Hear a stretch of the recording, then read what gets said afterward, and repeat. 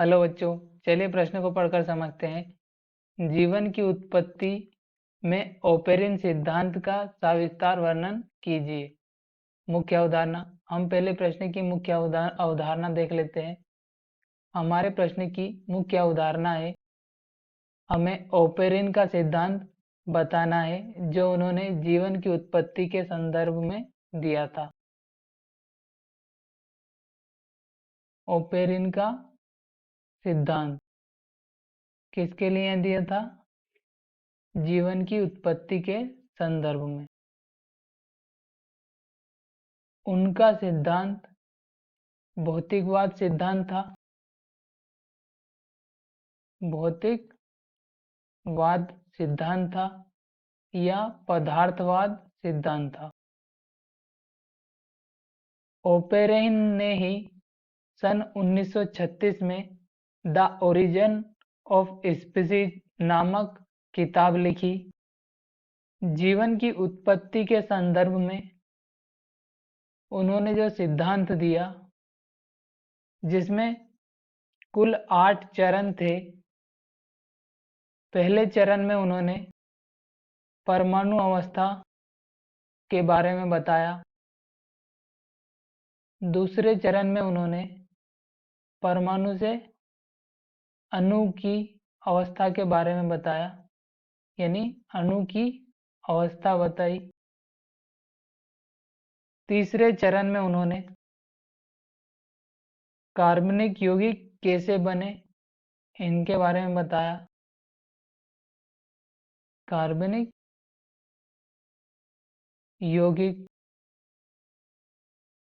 आगे उन्होंने कोलाइडी के बारे में बताया।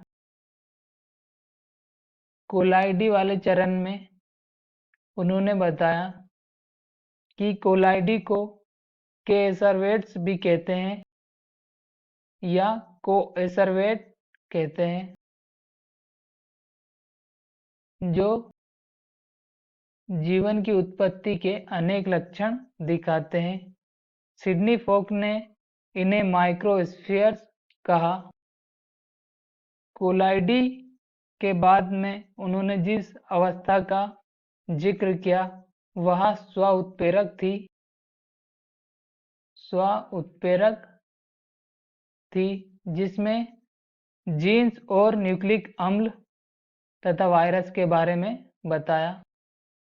जीन्स, न्यूक्लिक अम्ल आदि के बारे में बताया। स्व-उत्प्रेरक के बाद अगले चरण में उन्होंने प्रोकैरियोटिक कोशिकाओं वाले चरण को बताया, या कोशिकाएं वाले चरण के बारे में बताया। प्रोकैरियोटिक कोशिकाओं में केंद्रक सुस्पष्ट दिखाई नहीं देता।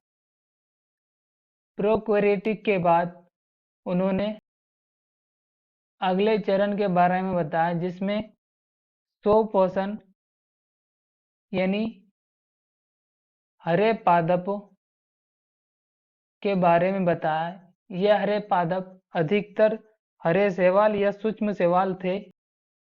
स्वपोषण के बाद उन्होंने जिस चरण के बारे में आगे बताया वह यूकेरियोटिक था, यह यूकेरियोटिक कोशिकाओं का चरण था।